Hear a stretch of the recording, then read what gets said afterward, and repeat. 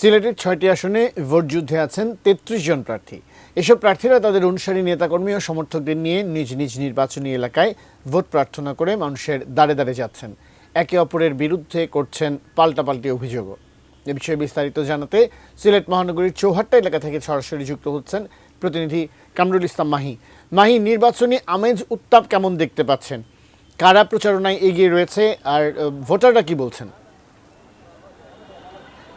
দীপ, আমরা আজকে সকাল থেকেই বিভিন্ন প্রার্থীদের প্রচারণা লক্ষ্য করছিলাম। সকালেই বিএনপির যে সিলেট ১ আসনের মনোনীত প্রার্থী খন্দকার আব্দুল মুক্তাদির, তিনি প্রচারণা চালিয়েছেন সিলেট নগরীর শিবগঞ্জ এলাকায়।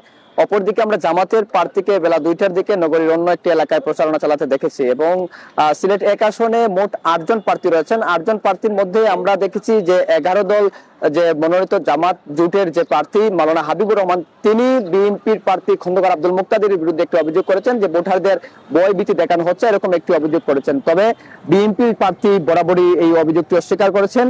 এর বাইরে সিলেটের যে ৬টি সংসদীয় আসন রয়েছে, ৬টি সংসদীয় আসনের মধ্যে সিলেট ৪ আসনে সবচেয়ে হেভিওয়েট প্রার্থী সিলেট সিটি কর্পোরেশনের সাবেক মেয়র এবং বিএনপি নেতা আরিফুল হক চৌধুরী, তিনি সেখানে প্রতিদ্বন্দ্বিতা করছেন। তার সঙ্গে সেখানে ১১ দল মনোনীত জামাতের যে প্রার্থী রয়েছেন জয়নাল আবেদিন, তিনি সেখানে প্রতিদ্বন্দ্বিতা করছেন।